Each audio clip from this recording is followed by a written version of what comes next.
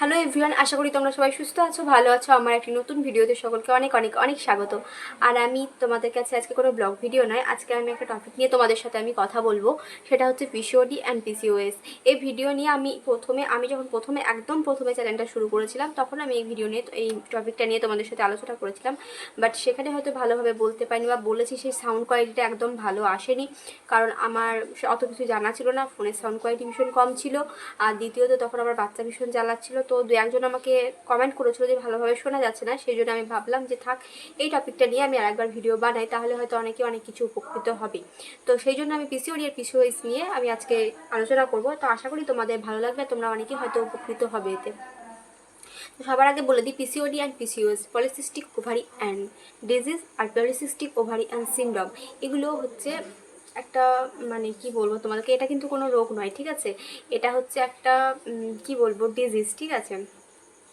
আর তোমাদেরকে আমি যেটা বলি যে আমি এর লক্ষণ কি, এর সমাধান কি, এই নিয়ে আমি তোমাদের সাথে আলোচনা করব। আর আমি তার আগে তোমাদের সাথে একটা কথা নিয়ে আলোচনা করি, সেটা হচ্ছে আমি হচ্ছি যে একজন থাইরয়েড আর প্রোলাক্টিনের পেশেন্ট ছিলাম। আমার যখন পিসিওডি ধরা পড়েনি, তার আগে আমি ছিলাম থাইরয়েড অ্যান্ড প্রোলাক্টিনের পেশেন্ট বেশ কয়েক বছর আগে। যখন আমার পিসিওডি ধরা পড়েনি, তার আগে আমি থাইরয়েড আর প্রোলাক্টিন ধরা পড়েছিল বেশ কয়েক বছর আগে, ঠিক আছে। তো এটাই। দেখো, আমি যে বিশাল কিছু জানি সেটা নয়, কিন্তু আমার যে অভিজ্ঞতাটা, আমি সেই সিচুয়েশনে কী করেছি এবং আমি সেখান থেকে কীভাবে বেরিয়ে এসেছি এবং আমি কিভাবে মা হয়েছি, আমি সবটা তোমাদের সাথে তুলে ধরবো, যাতে তোমাদের কিছুটা হলেও উপকার হয় এবং তোমরা কিছুটা হলেও সেই সমাধান পাও, ঠিক আছে। আর তোমাদেরকে সবার আগে বলি যে পিসিওডি অ্যান্ড পিসিওএস যেটা হচ্ছে, সেটার লক্ষণটা কী, এর লক্ষণ কী, পিসিওডি আর পিসিওএস এর মেন লক্ষণ আমি সবার আগে বলি যে একটা মেয়ের কাছে, আর একটা মেয়ের কাছে না, পিসিওডি অ্যান্ড পিসিওএস এই দুটো, এটা হচ্ছে গিয়ে মানে এটা তো মেয়েদেরই হয়, ছেলেদের হওয়ার কোনো ব্যাপারই নেই এতে। তো যেটা আমি বলছিলাম যে পিসিওডি আর পিসিওএস এটা মেন মানে জায়গা, সেটা হচ্ছে পিরিয়ড প্রবলেম, ঠিক আছে। এটা থেকে তোমাদের এটাই হচ্ছে ফার্স্ট লক্ষণ, এবং এটা হবে, আশা করি সবারই হবে কিছু না কিছু, ঠিক আছে। তো এটাই। আর একটা জিনিস যেগুলো হয় সেটা হচ্ছে হেয়ার ফল, পিম্পলস, তারপর ফেশিয়াল হেয়ার গ্রোথ, তারপর কি বলে একটা হচ্ছে ওয়েট গেন হওয়া, ঠিক আছে। ওয়েট গেন হওয়া, ঠিক ওয়েট গেন হওয়া, কারণ আমার কিছুটা হয়েছিল ওয়েট গেন হওয়া। সবার হয়তো এগুলো নাও হতে পারে, সবার হয়তো প্রত্যেকটা নাও হতে পারে, কারোর আবার প্রত্যেকটাই হচ্ছে, বা কারোর এগুলোর মধ্যে কোনো কিছু নাও হতে পারে, ঠিক আছে। তো এগুলোর মধ্যে আমার কিন্তু পিম্পলস ছিল যখন আমার থাইরয়েডও ধরা পড়েনি, তার অনেক আগে আমার পিম্পলস ছিল, পিম্পলস হতো, প্রচণ্ড পিম্পলস প্রবলেম ছিল, তারপর কিন্তু আর ছিল না। যেমন আজকে এখন একটা হয়েছে, দেখো হয়েছে। তো যাই হোক, তো পিম্পলস প্রবলেম আর ফেশিয়াল হেয়ার গ্রোথ যেটা আমার ছিল না, কিন্তু আমার একটু লোম আছে সেটা বাদ দাও, কিন্তু ফেশিয়াল হেয়ার গ্রোথ মানে আমার কোনো কিছু ছিল না। আর দ্বিতীয়ত আমার হেয়ার ফল, আমার কিন্তু কোনো রকম কিছু হেয়ার ফল ছিল না। আমার চুল সেই টাইমে মানে খুব ভালো ছিল, আমার সেই টাইমের কথা ভাবলে, যাই হোক বাদ দেওয়ার কথা আমি বলছি না।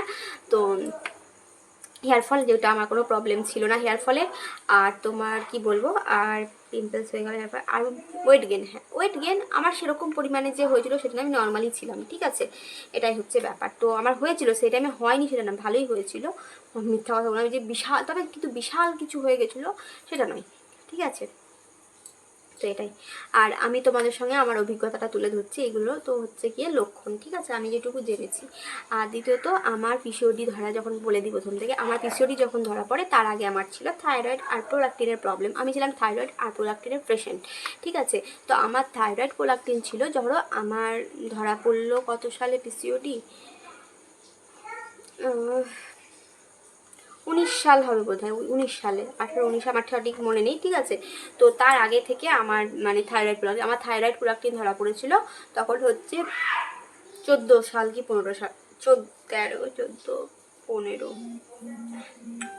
আশা করি 14, হ্যাঁ 14 সাল, ঠিক আছে। 14 সালে আমার থাইরয়েড ধরা পড়েছিল, থাইরয়েড অ্যান্ড প্রোলাক্টিন, ঠিক আছে, এই সমস্যাটা ছিল। কিন্তু আমি তোমাদেরকে বলি, যখন আমার মানে পিসিওডি ধরা পড়ে, তখন কিন্তু আমি থাইরয়েড আর প্রোলাক্টিন কোনো কিছুর ওষুধ খেতাম না, নর্মালি ছিল। কারণ থাইরয়েডের ওষুধ খেয়ে যেতে হয়, কিন্তু আমি খেতাম না, আমি নিজে থেকেই বন্ধ করে দিয়েছিলাম, কারণ আমার থাইরয়েডের লেভেল সবসময়তে নর্মাল ছিল, ঠিক আছে। এবং আমি মাঝে মধ্যে চেক করে দেখতাম নর্মাল ছিল, সেই জন্য আমি ওষুধ খেতাম না, ঠিক আছে। আর দ্বিতীয়ত আমি যখন পিসিওডি ধরা পড়ে তখনও খেতাম না। আর যখন ডক্টরকে দেখি, আমি তোমাদেরকে পরে বলছি, বলছি, সেটা ডক্টরকে দেখিয়েছিলাম, আমি বলে দিই দাঁড়া বলছি। হ্যাঁ, তো সে আমাকে খেতে বলেছে যে তুমি খাও। আমার তখনও চেক আপ করে দিলাম, তখনও আমার নর্মাল আছে, কিন্তু ডক্টর বলেছিল যতদিন না তোমার বাচ্চা কাচ্চা হচ্ছে ততদিন তুমি খাও, যদি যখন প্রয়োজন না মনে হয় তখন না হয় তুমি খেও না, ঠিক আছে, কিন্তু তুমি এখন খাও। আমি তার আগে তোমাদেরকে বলি, তখন আমি একজন ডক্টরকে দেখাতাম, যেহেতু থাইরয়েড প্রোলাক্টিনের প্রবলেম, মানে আগে দেখাতাম কিন্তু আমি আমি ওষুধ তখন খাওয়া বন্ধ করলেও তার আগে কিন্তু আমি একজনকে ডাক্তার, যখন তোকে আমার ধরা পড়ে তখন আমি এখানেই একটা ডক্টরকে দেখাতাম। সে একজন ভাইরো মানে গাইনোলজিস্ট, সে খারাপ বলবো না, তবে যে বিশাল কিছু আমার কাছে সেটা নয়। তো যাই হোক, সব সময় সবার কাছে সব কিছু ভালো হয় না, তো যেটাই হোক। তো যখন আমার থাইরয়েড প্রোলাক্টিন ছিল, কি হলো, প্রথম যখন থাইরয়েড ধরা পড়ে তখন ওইরকম পিরিয়ড প্রবলেম হয়েছিল, আমি কিন্তু সঙ্গে সঙ্গে গিয়েছিলাম, সে আমাকে চেক আপ করছে, এবং যখন এরকম কিছু হতো যে পিরিয়ড প্রবলেম করছে তখন কিন্তু আমি যেতাম, ডক্টর আমাকে দেখতো। বা আমার এমনও হয়েছিল যে থাইরয়েড কিছু একদম নর্মাল ছিল, তোমার পিরিয়ড প্রবলেম হচ্ছে, কিন্তু তবুও সেই ডক্টর কিন্তু আমাকে কোনো রকম কিছু বলতো না বা কোনো রকম কিছু চেক আপ দিত না। এরকমভাবে থাকতে থাকতে 14 সাল থেকে 19 সাল 18 সাল ধরো, কতটা টাইম। তো তখন আমাকে লাস্ট আমি যখন গেলাম তখন আমি ওনাকে রিপোর্ট দেখালাম, সব কিছু দেখালাম, মানে আমার আগে মানে ফাইরয়েডের যে ব্লাড টেস্টগুলো। তো তখন উনি আমাকে ইউএসজি করতে দিলেন।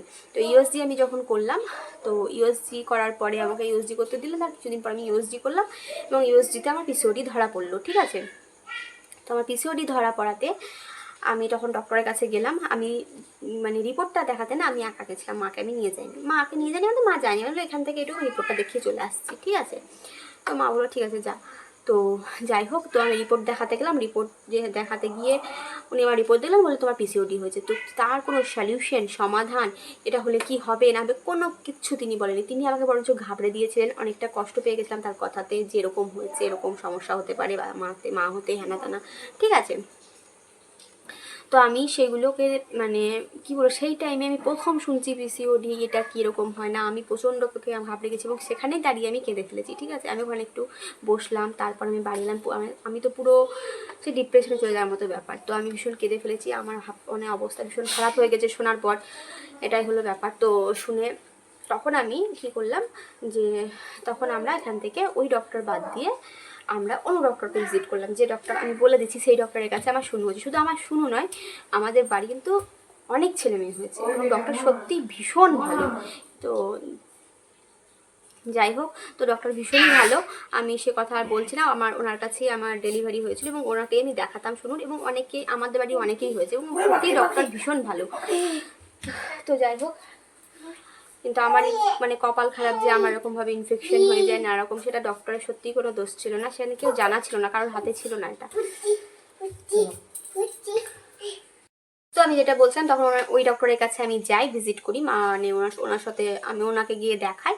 তো উনি আমাকে দেখেন, এবং উনি আমাকে মানে ভীষণ পজিটিভ ভাইবস দিয়েছিলেন, বলেছিলেন এগুলো সব ঠিক হয়ে যাবে, কোনো ব্যাপার না, এটাতে মা হওয়া যায় না, এরকম কোনো কিছু না, কিন্তু হয়তো দেরি হতে পারে, ঠিক আছে, কিন্তু প্রবলেম হতে পারে অনেক সময়, ঠিক আছে, কিন্তু সেটা কোনো ব্যাপার না যে এটা হয়েছে মানে মা হতে পারা যাবে না, ঠিক আছে, এরকম বলে। তো উনি আমাকে আমার থাইরয়েডের ওষুধটা খেতে বলেন, ঠিক আছে, আর দ্বিতীয়ত হচ্ছে গিয়ে আমাকে ওষুধ দেন পিসিওডির জন্য, ঠিক আছে। আর তোমার মানে কয়েকটা জিনিস আমাকে বারণ করেছিলেন, সেটা হচ্ছে গিয়ে মানে এই যে 6 মাসের ওষুধ দিয়েছিলেন উনি, আর দিয়েছিলেন ফাস্ট ফুড খেতে বারণ করেছিলেন, চিনি খেতে বারণ করেছিলেন, বাইরের খাবারগুলো খেতে বারণ করেছিলেন, ঠিক আছে। তো এটাই হচ্ছে ব্যাপার, এগুলো আমাকে উনি খেতে বারণ করেছিলেন, আর আমাকে ওষুধ দিয়েছিলেন, আর বলেছিলেন কোনো ব্যাপার না, ঠিক আছে। সত্যি ওনার কাছে পজিটিভ ভাইবস পেয়েছিলাম, তবুও একটা মনের মধ্যে টেনশন হয়, ঠিক আছে। তো আমার তো তখন সেই মুহূর্তে ছিল যে আমি মানে কী করবো, কিন্তু আস্তে আস্তে সেটা ধাতস্থ হয়ে গেছিলো। বাড়ি ফিরি, আমি বলতে গেলে প্রচুর ইউটিউব ভিডিও দেখেছিলাম যে কী, তো সেখানেও অনেক আস্থা পেয়েছিলাম। তো সেই সময় আস্তে আস্তে সেগুলো বুঝি, কিন্তু সমাজের সঙ্গে তো বলা যাবে না, কারণ সমাজে এটা নয় ওটা ওর, তাহলে মা হতে পারবে না, এরকম প্রবলেম। তো আমি কিন্তু কারোর সাথে সেরকমভাবে শেয়ার করি, কারণ কেউ কিছু জানে না, ওই বলে না অল্প বিদ্যা ভয়ঙ্কর, সেরকম একটা ব্যাপার সবার মধ্যে। তো আমি ভেবেছিলাম যে জানি এগুলোতে হয়, আমি যেদিন মা হব দেখবো যে কোনো প্রবলেম ছাড়া, আমি সেদিন সবাইকে বলবো যে এটা কিচ্ছু না, এটা ফালতু কথা, এরকম কোনো ব্যাপার না যে থাইরয়েড প্রোলাক্টিন এই হলে মা হওয়া যায় না, বা প্রেগনেন্ট হলে এটা মানে মিসক্যারেজ হয়ে যাবে, সত্যি কোনো রকম ভয় কিচ্ছু নেই, ঠিক আছে, সব হওয়া যায়। তার জন্য পজিটিভ থাকতে, সবার আগে হচ্ছে পজিটিভ থাকা, ঠিক আছে। তো তো এটাই হলো ব্যাপার যে আমি এরকমভাবে প্রচুর ভিডিও দেখি। তো ডক্টর আমাকে যে মানে যেগুলো বারণ করেছিল সেগুলো আমি শুনি, ওষুধ খাই। তার সাথে আমি একটা কথা বলি, মেন কথা হচ্ছে টাইম টেবিল মেনটেন করা। ঠিক আছে, তো আমি ভীষণভাবে টাইম টেবিল মেনটেন করি এবং সেই টাইমে আমি আমার ওয়েটটা কিন্তু লস করি। ঠিক আছে, আমি এক্সারসাইজ করতাম, যোগা করতাম। আর সবার আগে বলে দিই, আমি দুটো প্রাণায়াম করতাম। ঠিক আছে, কপালভাতি আর অনুলোম বিলোম, এই দুটো আমি কিন্তু করতাম। আর আমি টানা 1 ঘন্টা, 1.5 ঘন্টা, 1 ঘন্টা 10 মিনিট এরকম কিন্তু আমি এক্সারসাইজ করতাম। আমি কিন্তু প্রচণ্ড ওয়েট লস করে দিয়েছিলাম। ঠিক আছে, আর আমি যেগুলো বারণ করেছিল আমি প্রত্যেকটা জিনিস খেতাম না, সব কিছু আমি টাইম টেবিল মেনে করতাম। ঠিক আছে, আমি প্রত্যেকটা ডায়েট ফলো করতাম, এক্সারসাইজ করতাম, সব কিছু টাইম করতাম। ঠিক আছে, আর যাই হোক, তো আমার তারপর 6 মাস পর ওষুধ খাই এবং এগুলো সব করি। 6 মাস পর আমি আবার নিজে থেকে ইউএসজি করি এবং ডক্টরের কাছে যাই এবং সেখানে গিয়ে দেখা যায় যে আমার পিসিওডি মানে যেটা মেন হচ্ছে, আমাকে ডক্টর যেটা বলেছিলেন যে ওখানে যে আমাদের পিরিয়ডটা যখন হয় ঠিকঠাকভাবে পিরিয়ড না হতে ডিম্বাণুগুলো বাইরে আসতে পারে, সেগুলো ছোটো ছোটো ছোটো ছোটো জলের আকারে ওই জায়গায় দাঁড়িয়ে যায়, যার জন্য ওটাকেই পিসিওডি হিসেবে ধরা হয়, এরকম কিছু একটা বলেছিলেন। তো সেগুলো আর কোনো কিছু যেটাকে সিস্ট বলা, কিন্তু এগুলো কিন্তু অপারেশন করা যায় না, এগুলো কিন্তু অপারেশন করা সিস্ট নয়, এগুলো অটোমেটিক ভালো হয়। ঠিক আছে, এটা কিন্তু অপারেশন করা সিস্ট মানে পাথর ওরকম এটা কিন্তু নয়, এটা কিন্তু সম্পূর্ণ আলাদা, আমি বলে দিচ্ছি। তো সেটাই হয়, কিন্তু সেগুলো আর একটা কিছু নেই, সব কম মানে চলে গেছে।